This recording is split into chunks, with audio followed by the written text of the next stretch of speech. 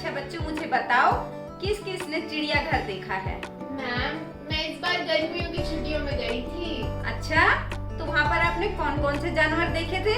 मैंने शेर, चीता, हिरन, भालू और बहुत सारे जानवर देखे थे। अच्छा, तो बेटा क्या आपने वहाँ पर भारी भरकम शरीर वाला, बड़े बड़े कानों वाला और लंबे लंबे दांत वाले किसी जानवर को देखा था? हाँ देखा था मैम, उसे हाथी कहते हैं। तो आज मैं आपको जिससे मिलवाने जा रही हूँ उसका नाम है नंदू, जो कि 3 महीने का प्यारा सा हाथी का बच्चा है। लेकिन अभी से उसका वजन 200 किलोग्राम है। बच्चों, आप कितने किलोग्राम के हो? क्या आपने कभी अपना वजन नापा है? अगर नहीं नापा तो आज ही नाप कर अपने दोस्तों को बताना। और चलो देखते हैं कि नंदू हाथी क्या कर रहा है। अरे, नंदू हाथी तो अभी अभी नींद से जागा है और जैसे ही उसने अपनी आंखें खोली तो कुछ देर के लिए उसे पता ही नहीं चला कि वह आखिर है कहाँ। उसे लगा कि वह सलेटी भूरे पेड़ों के एक बड़े से जंगल में है। जैसे ही उसने अपनी आंखें घुमाई उसे कुछ जाना पहचाना सा लगा। ओहो, ये तो अम्मा हैं। जिसे वह भूरा सलेटी जंगल समझ रहा था, वह तो उसके परिवार के साथियों के पैर और सूंड थी। सूरज आसमान में चमक रहा था और उसकी गर्मी भी अब बहुत तेज होने लगी थी। नानी माँ जोर से चिंघाड़ी। वे इस झुंड में सबसे बड़ी थी। वे जंगल की तरफ चल दी। जैसे ही बाकी सभी हथनियों ने नानी माँ को जंगल की तरफ जाते हुए देखा तो वे सब भी उनके पीछे चल दी और नंदू भी। जैसे ही ये सब जंगल पहुँचे वो झुंड बिखर गया। सभी अपनी मनपसंद पत्तों और झाड़ियों को खाने के लिए अलग अलग हो गए। कुछ देर खाने के बाद सभी नदी की तरफ चलने लगे। सब बच्चे पानी में खेलने लगे और कुछ बड़ी हथनियाँ नदी किनारे मिट्टी में लेट गई। बच्चों, क्या आप जानते हो कि एक बड़ा हाथी एक दिन में 100 किलोग्राम से ज्यादा पत्ते और झाड़ियाँ खा लेता है। हाथी बहुत कम आराम करता है। वह एक दिन में केवल 2 से 4 घंटे ही सोता है। हाथी को पानी और कीचड़ से खेलना बहुत भाता है। इससे उसके शरीर को ठंडक मिलती है। आपको भी अच्छा लगता है ना पानी से खेलना, ठंडे ठंडे पानी में नहाना। और हाथी के कान पंखे की तरह होते हैं। गर्मी लगने पर हाथी अपने कान हिलाकर हवा कर लेता है। नंदू के सभी साथी नदी में मस्ती कर रहे थे। उसने सोचा, मैं तो अभी बहुत छोटा हूँ, कहीं ये सब मेरे ऊपर ही ना गिर जाएं। और वह चुपचाप जाकर अपनी माँ के पास खड़ा हो गया। तभी अम्मा को एक शरारत सूझी।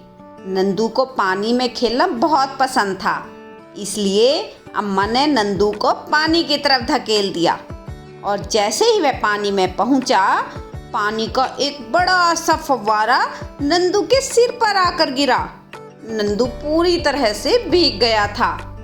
सूरज डूबने से पहले ही झुंड फिर से जंगल की तरफ चल दिया। जंगल में पहुंचते पहुंचते नंदू बहुत थक गया था और वह दूध पीते पीते अपनी अम्मा के पैरों के बीच में ही सो गया।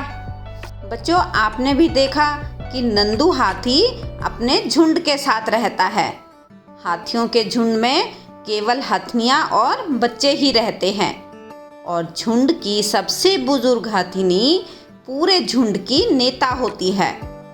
आपके घर में भी जो सबसे बुजुर्ग व्यक्ति होते हैं वो घर के मुखिया होते हैं ना, ऐसे ही इस झुंड में भी जो बुजुर्ग हथिनी होती है वो पूरे झुंड की नेता होती है। एक झुंड में 10 से 12 हथनियाँ और बच्चे होते हैं। हाथी 14-15 साल तक ही इस झुंड में रहते हैं और फिर वे इस झुंड को छोड़ देते हैं और अकेले रहते हैं। नंदू भी जब 14-15 साल का हो जाएगा तो वह भी अपना झुंड छोड़ देगा। बच्चों, क्या आप जानते हैं कि हाथी की तरह ही और भी कुछ जानवर समूह में एक साथ रहते हैं।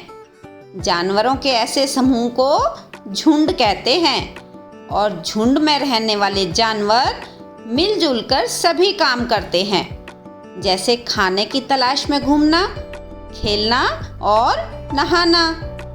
तो देखा बच्चों आपने कौन कौन से जानवर झुंड या समूह में रहते हैं? भेड़, बकरी, हाथी और हिरण इत्यादि। अच्छा बच्चों, मुझे बताओ, क्या आप भी समूह में रहते हो? आपको समूह में रहना कैसा लगता है? कौन बताएगा मुझे समूह में रहने के फायदे और नुकसान?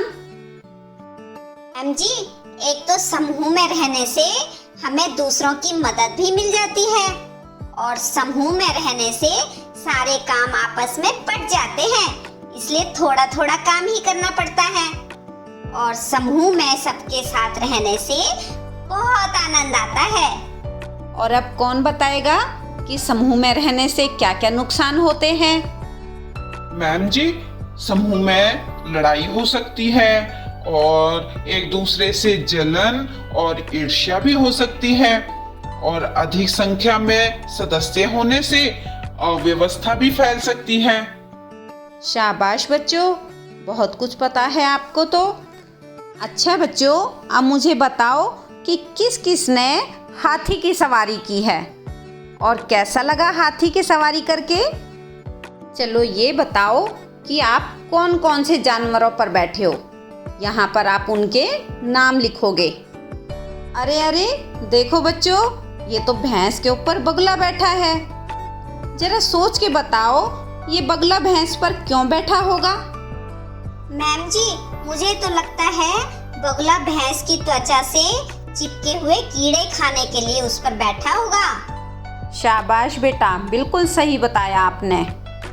अच्छा बच्चों, अब आप एक काम करो, आप ऐसे जानवरों के नाम लिखो जिन्हें हम सवारी के रूप में काम में लाते हैं, जैसे घोड़ा, ऊंट, हाथी और गधा इत्यादि। अगर आपको और जानवरों के नाम भी पता है तो आप उन्हें अपनी कॉपी में लिख लो। और ऐसे जानवरों के भी नाम लिखो जिन्हें हम सामान ढोने के काम में लाते हैं, जैसे गधा, बैल, भैंसा, ऊंट और घोड़ा इत्यादि। बच्चों, अब आपको एक गतिविधि करनी है।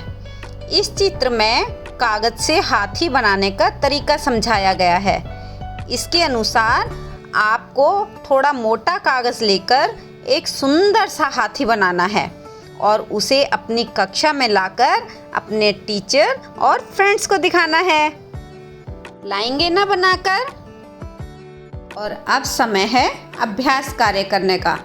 अगर आपको वीडियो अच्छे से समझ आ गई है तो आप जल्दी से इन प्रश्नों के उत्तर अपनी उत्तर पुस्तिका में लिखें और अपने टीचर से जांच कराएं।